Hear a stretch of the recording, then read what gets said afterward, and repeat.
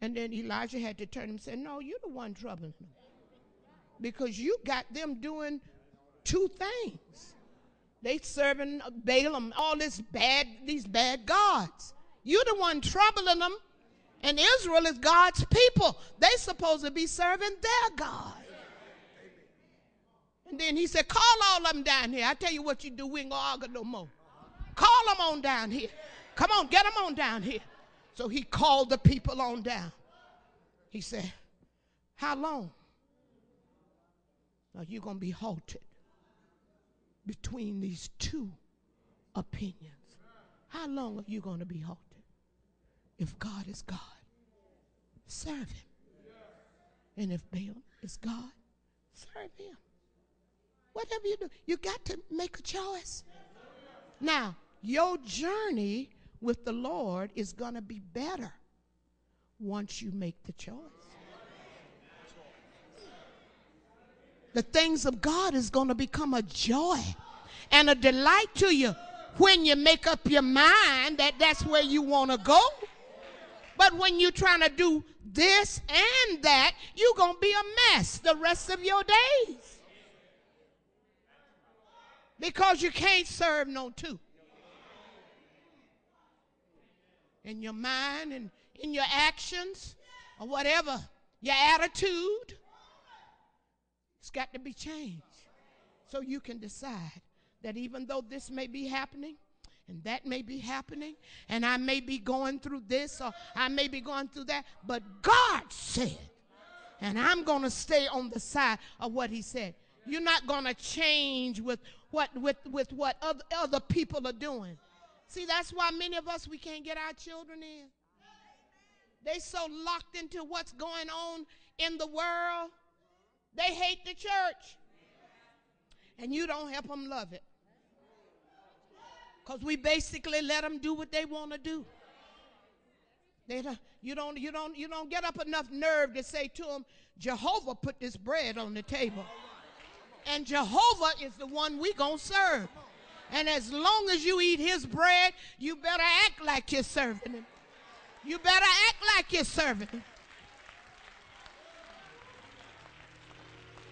But they do basically what they want to do. I'm just about done here. Let me go. We are constantly reminded to stick with our God and leave the gods of the world system alone. We are warned constantly to put away the spirit, watch this, put away the spirit of dabbling. You heard of dibber-dabble. That's a spirit, a dabbling spirit. I'm going to dabble over here a while, and then I'm going to go back, and I'm going to dabble over here. See, you all came, today was Sunday, and this is the day you came to dabble in church. And then all next week, you'll be dabbling back over there based on what turf you're on, who you're around, who you're trying to impress. You dabble on that side. Then Tuesday night, we'll come back in here. You start dabbling in here. Then you go back Wednesday, Thursday, and Friday, and you dabble with.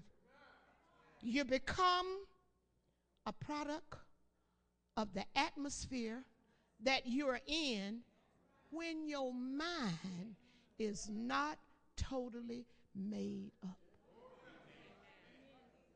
The reason why Joseph was in a position to run and say no to Miss Potiphar was because his mind was made up before he got to Egypt.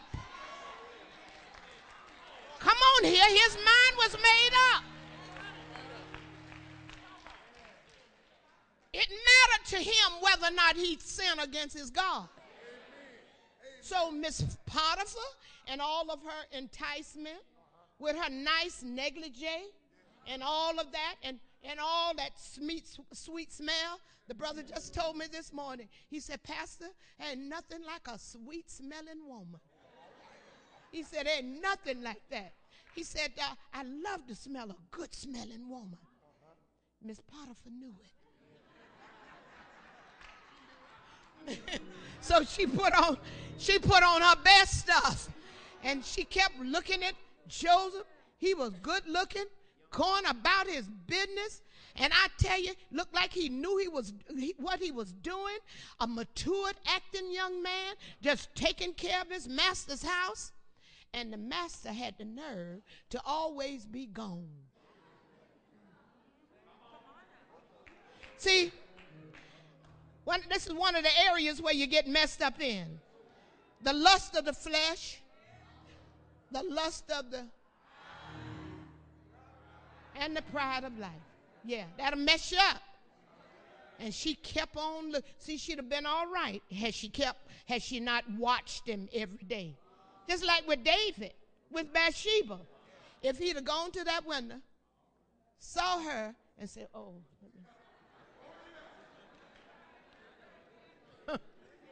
but he kept on looking, and it messed him up. And it got the best of him. It got in his heart. So he said, go over there and get it'd be me. I'd say, go over there and tell that brother. I said, come on over here. Do you understand? That's what he did. He was looking at her. She looked good. He didn't have to sin for her. But it's something about sin that will edge you on. It'll edge you on. A little bit of this, and a little bit of that, and a little bit of that. And then all of a sudden it'll come up in you. I always said that I would never do that. But I tell you, this one time I'm going to have to take my chances. And a little bit of that, and a little bit of that. And when you know anything, you've gone further than you intended to go.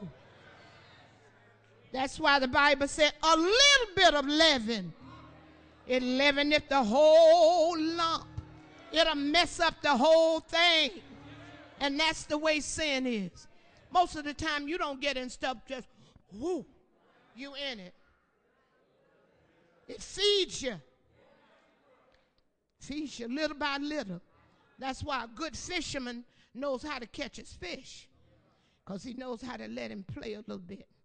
Let him play a little bit. Then by the time he think he got it all eaten up, he knows how to pull on that hook. And he caught. That's the way it acts. That's what it does. You didn't intend. Do you think an alcoholic took his first drink and said, this good, I believe I'll be an alcoholic? Didn't do that. He just kept on. He didn't realize that it was taking him over. Just kept on, kept on. First time you took your first drag off a cigarette, you went to coughing.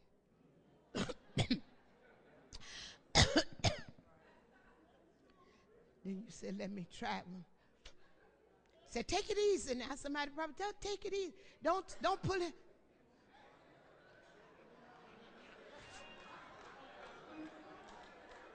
See, these kind of things, they don't just jump on you all at once. You didn't always like no beer.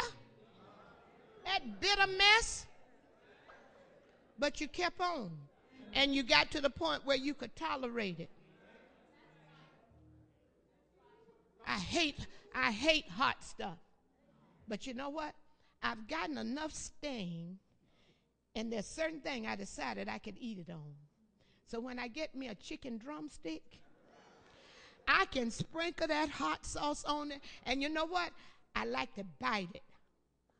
And that's when I get a good stain. I say, ooh, that's good. But it's amazing. I can't hardly eat it on no other piece of meat but that drumstick. I taught myself to tolerate that bite. And you give me a drumstick and hot sauce, I eat it all day. But give me the breast, isn't that crazy? I don't, ooh, it's too hot. But give me that drumstick.